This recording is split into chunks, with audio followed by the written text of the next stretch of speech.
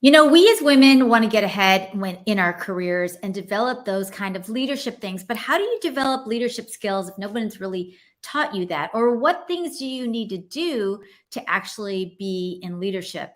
I was a VP of sales and marketing for a couple companies, and really small companies that I had to take and grow with sales teams and all kinds of things. And so there's a lot of things even within that's really tricky, that you have to manage, and you have to manage people and all those kind of things, right? So if you really want to be in leadership, a position someday, right? Here are just a few tips for you to think about that might help you along the way, right? Well, first of all, I want you to develop leadership skills. What does that mean? That means developing better communication skills, right? Better strategic thinking. Like a lot of times we in sales do a lot of things that are tactical, but to be a leader, you really have to be strategic, right? You have to think of things differently. You have to think of ways that you can do things when somebody says you can't do them. You think of the way that you can do them. It's also the person that when there is a problem, they don't complain, but they come up with a solution, right? So it's all the things that you can do to help problem solve and kind of get over the hump of kind of these situations, right?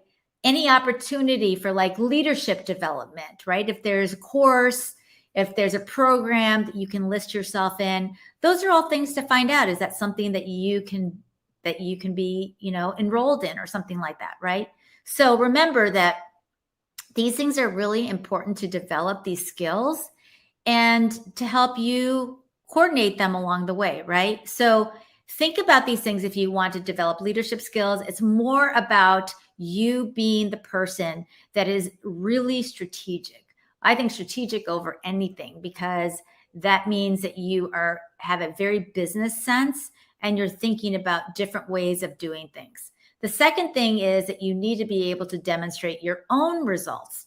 If you don't have good results yourself, how are you ever going to be a leader, right? You have to have consistent performance. You have to have consistent work ethic. And if you don't have that yourself now, if you don't really take yourself seriously, or you don't take your job seriously, well, that could be a problem, right? Because you want to be able to prove that you have the work ethic, that you do things that other people don't do, that you make that extra call, that you stay the extra hour, that you show up early, right? That you volunteer to do things for your company that other people don't do, that you come up with solutions when everybody else is griping. You're the one that they can turn to that says, yeah, we've got these problems, but how about if we try a couple of these things, right?